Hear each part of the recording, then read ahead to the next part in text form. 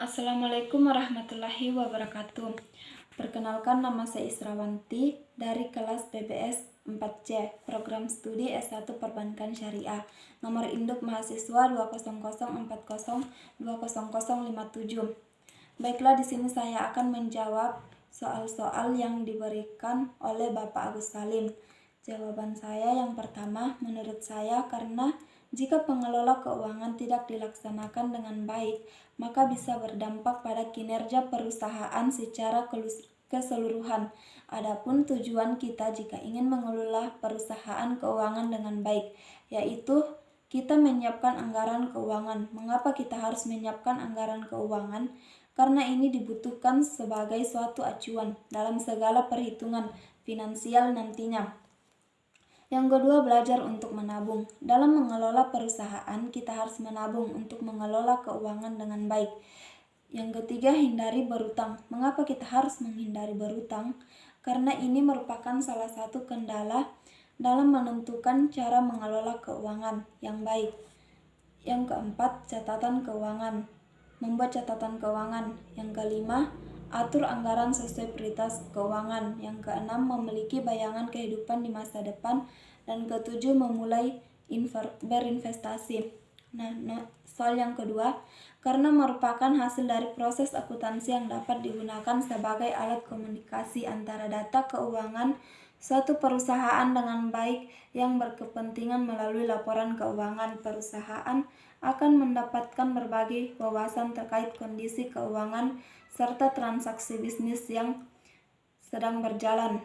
Jawaban yang nomor 3, analisis rasio keuangan, yaitu suatu alat yang dapat mengukur kinerja perusahaan berdasarkan data perbandingan yang ditulis dalam laporan keuangan, seperti laporan neraca, laba rugi, dan arus kas dalam satu periode tertentu.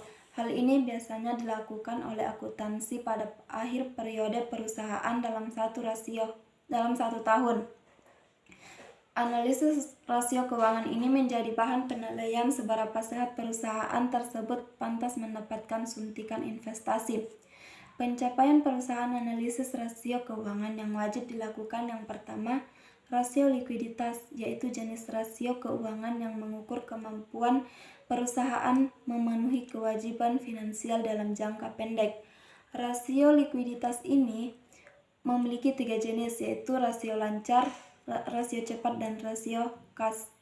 Yang kedua, rasio profitabilitas, yaitu menunjukkan kemampuan perusahaan yang menghasilkan keuntungan. Dengan menggunakan rasio ini dapat mengetahui kelangsungan hidup perusahaan. Semakin tinggi nilai hasil rasio profitabilitas, berarti semakin baik nilai keuntungan perusahaan. Yang ketiga, rasio solvabilitas. Rasio bertujuan untuk mengukur tingkat pengelolaan sumber dana dan kemampuan perusahaan dalam memenuhi kewajiban jangka panjangnya. Ada 2 jenis rasio solvabilitas, yaitu rasio utang terhadap aktiva dan rasio utang terhadap ekuitas. Yang keempat, rasio aktivitas. Rasio aktivitas ini mengukur seberapa efektif perusahaan memanfaatkan segala sumber daya yang dimiliki. Dana lebih ini yang di mana dampak dari aktivitas rendah menjadi lebih baik jika ditanamkan pada aktivitas yang lebih produktif. Rasio investasi, yaitu merupakan rasio yang mengukur kemampuan perusahaan dalam memberikan kembalian atau imbalan kepada para pemberi dana, khususnya investor yang ada di pasar modal dalam jangka waktu tertentu. Tujuan dari financial analisis rasio ini adalah memiliki nilai manfaat bagi para investor sebagai fungsi laporan keuangan bagi investor untuk menilai kinerja sekuritas saham di pasar modal.